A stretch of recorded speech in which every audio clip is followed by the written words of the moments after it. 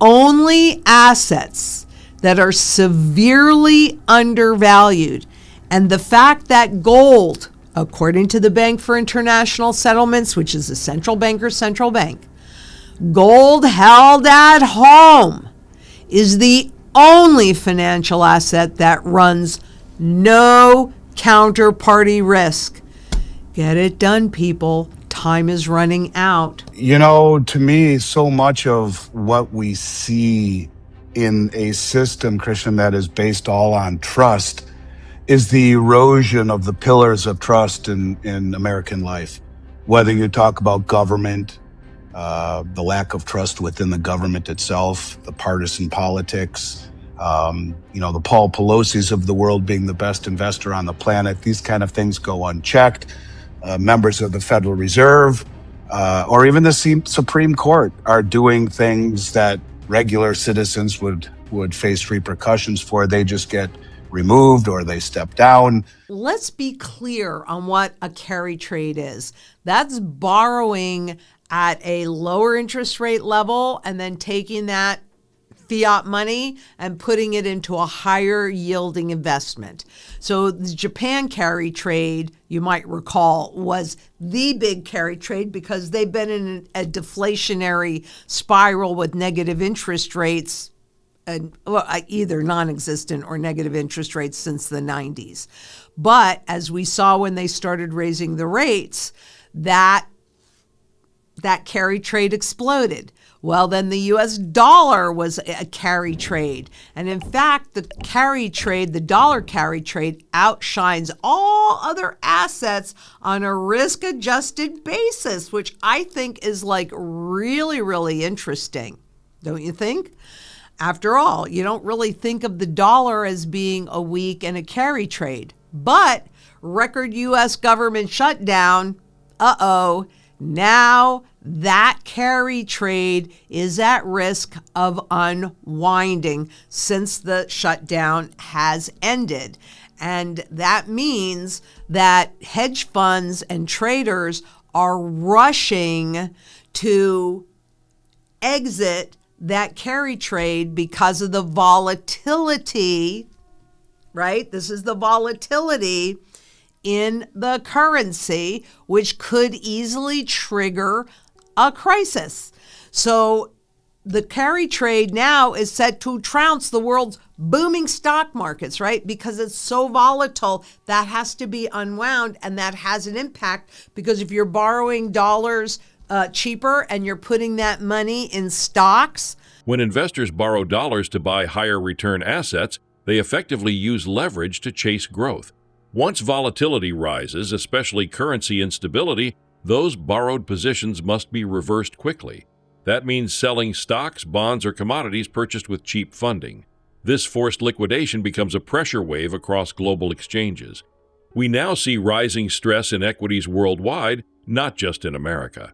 Market overvaluation, short-term speculation, and narrowing risk premiums leave investors exposed. U.S. equity risk premiums have dipped into negative territory, signaling that holding stocks may deliver losses even before inflation erodes the dollar's purchasing power. For many, this marks a dangerous turning point. Well, you're using borrowed money to buy those stocks, aren't you? And if you have to unwind that trade, that means that you have to sell those stocks to get out of that carry trade. And that has an impact on the global stock markets. So you might have noticed the level of volatility and the problems in the global markets. It's not just here in the US, it's on a global basis. But what you must be clear about, especially since we're hearing so much and we've talked so much about the significant overvaluation in these markets, which are being led by traders.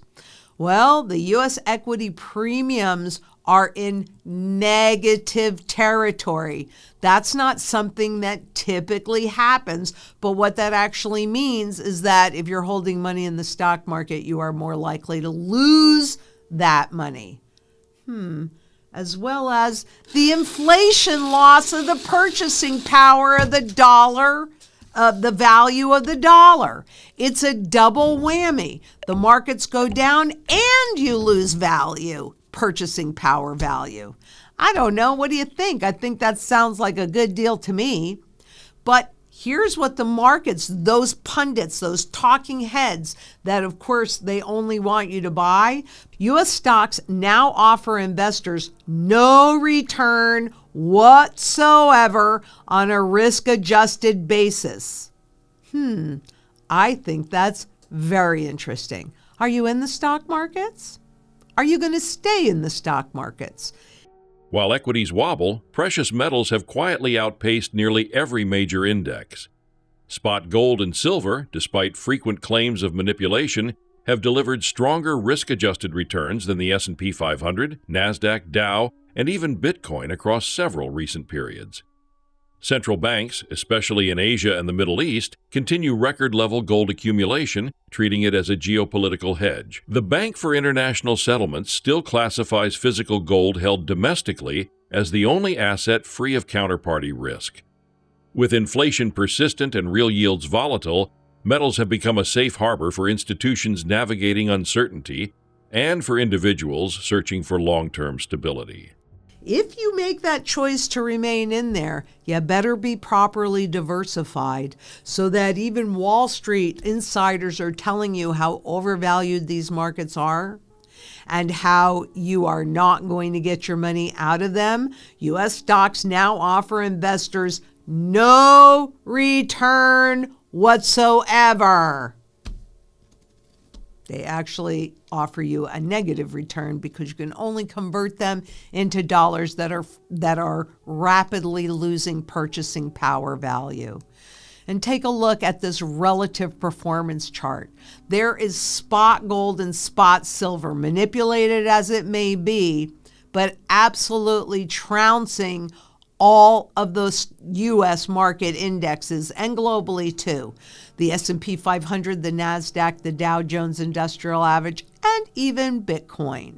These are the only assets that are severely undervalued. And the fact that gold, according to the Bank for International Settlements, which is a central banker's central bank, gold held at home is the only financial asset that runs no counterparty risk. Get it done, people. Time is running out. You know, to me, so much of what we see in a system, Christian, that is based all on trust is the erosion of the pillars of trust in American life. Whether you talk about government, the lack of trust within the government itself, the partisan politics, the Paul Pelosi's of the world being the best investor on the planet. These kind of things go unchecked. Members of the Federal Reserve or even the Supreme Court are doing things that regular citizens would face repercussions for. They just get removed or they step down. The most significant threat to the financial system may not be inflation or debt, but the erosion of trust. Across government, media, finance, and law enforcement, scandals and political polarization have weakened public confidence. Markets are built on the belief that rules are fair, that institutions uphold standards, and that data reflects reality. But recent political turmoil, policy contradictions, financial misconduct, and inconsistent regulatory enforcement have strained that belief. From rate-setting controversies to insider trading investigations, every breach chips away at credibility. In a system powered by confidence rather than tangible backing, weakening trust becomes an economic risk all its own. Medicine, media, law enforcement, you name it, it seems to be unraveling. And more so, the system's authority seems to be eroding from within, whether it be, again, our mismanagement of monetary and fiscal policy, fiscal irresponsibility, the way that we have gone around the world issuing sanctions. We're talking about 100% tariffs if they don't do this or if they do that. That's not a tariff. That's a sanction masquerading as a tariff. And excuse me, since the end of World War II, the United States were thought of as the good guys who rebuilt the world and they championed democracy. But it seems when you look at this country now, Christian, that the moral high ground is gone and it's undermined by hypocrisy, a rules-based order, while at the same time we break those rules ourselves and punish other nations for actions we take. For example, look at what we did with Russia. This isn't a statement on the Russia-Ukraine war, but we kicked them out of SWIFT. We took $5 billion basically of their U.S. treasuries.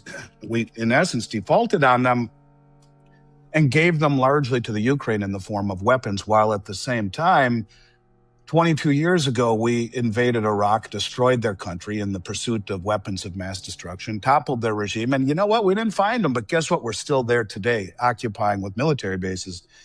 And the world looks at us as being hypocritical.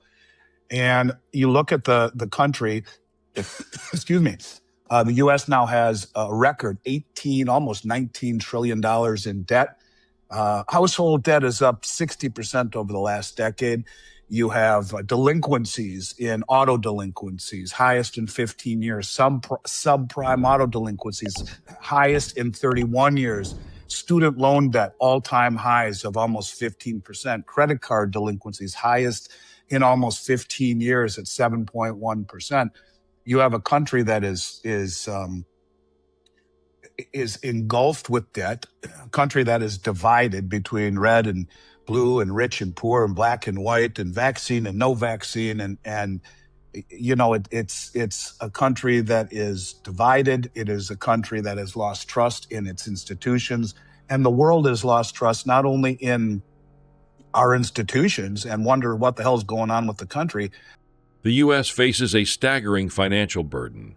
Over $38 trillion in federal debt and nearly $200 trillion in unfunded liabilities. Household debt has surged, and delinquencies across autos, credit cards, and student loans have reached multi-year highs. During the recent government shutdown, hundreds of billions were added to the national debt in weeks.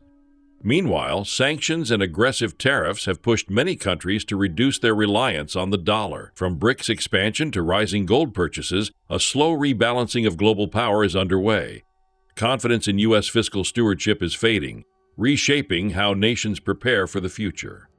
But I think are making pivotal moves away from the dollar and the treasury, which have been horribly mismanaged and have been weaponized. And you look at the U.S. government in the 6 weeks that we were shut down added $600 billion to the debt.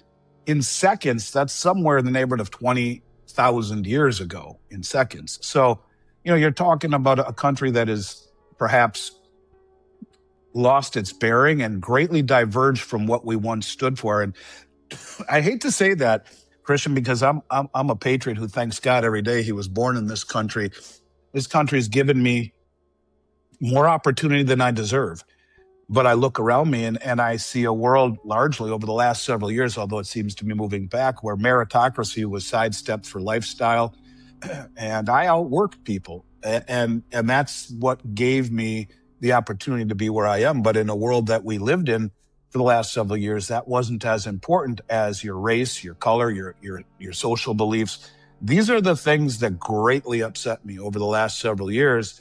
And I think now what the pity of it is that much of what President Trump is trying to do and to bring back the culture that was whitewashed right out from under us with election interference or the perception of it, the two-tiered judicial system perception of it, the wokeness, the lack of meritocracy, the immigration issues, and the fiscal irresponsibility has to have some form of repercussions. And we're beginning to see that all the way around if you look closely. So, I hate to sound like someone who is negative about the state of affairs, but I'll tell you that there are a lot of things to be concerned about. And, there's a fine line between pessimism and realism. I still think that there are wonderful opportunities in this country, and hopefully we can get our act together. And I have views on that, on how we can. And I think the administration is hedging towards that. The deepest cracks are forming in the financial system's core, the banking sector. Despite abundant liquidity, the Federal Reserve has injected tens of billions into the repo market in recent weeks. Banks now prefer parking cash at the Fed rather than lending overnight to peers. This isn't a liquidity problem, it's a solvency and collateral quality concern. When institutions doubt each other's balance sheets, the system enters a trust crisis. AI-driven job disruption, geopolitical fragmentation, and fiscal strain only intensify the uncertainty. Like the Shawshank crawl, the road ahead may be difficult, but those who prepare early stand the best chance of emerging on the other side. But we've kind of dug ourselves into a hole. Look, let's just put it this way. We have 38 trillion of debt that we talk about, but we also have almost 200 trillion in unfunded liabilities, Medicare and the Medicaid and Social Security and the government military pensions that are off balance sheet. Now, we talked about how many seconds $600 billion is, and I'm not positive on that, but I can tell you the reason I said it's around 20,000 years ago is a trillion seconds ago was 31,688 years ago. And we add $1 trillion in debt every 100 days. And we're a country that doesn't make anything anymore. And a country that's massively in debt. And you have AI coming, which will kneecap entry-level jobs, 50%, they say, in the next 3 to 5 years. We have a long road ahead of us. And I have views on what I think this administration is doing. And there's nobility in it, by the way. They don't talk about it because I think they can't until it's implemented. But while there is reason for optimism, I'd liken the situation to the Shawshank Redemption. Do you ever see that movie? I have. It's a great movie. Andy Dufresne had to crawl through 2 miles of crap to get to the other side. And I think that's where we are as a country right now. There is something to look forward to on the other side, but what's it going to look like getting through it? And I think there is a time when debt matters as the world reserve currency, or fiscal irresponsibility matters as the world reserve currency, or integrity and trust really matters as the world reserve currency that is no longer pegged to anything but trust. So if I had to break it down, Christian, to one word, I think there's an erosion of trust. One last point, you're even seeing that in the banking system now, right? The Federal Reserve has injected somewhere in the neighborhood of $200 billion into the repo market in the last few weeks. That's crisis level intervention. And the repo market, where the banks trade overnight with one another, literally overnight, to balance their balance sheets or to make good on payments that they won't have liquidity for until the next day. There's twice the liquidity in the system as there was in 2019 when the repo market blew up. This isn't a crisis of liquidity. It's a crisis of trust. The repo market is, in essence, where a large bank will lend money to either another bank or a hedge fund overnight.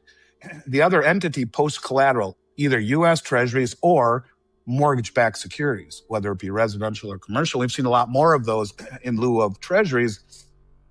And these banks would rather keep their money parked at the Fed, earning the federal funds rate with safety, than lend it out even to their cohorts for 24 hours or less because they don't trust the collateral or the solvency of the counterparty. That's an indictment at the highest level of trust. So to me, this is all about trust, Christian, and hopefully we right our ways.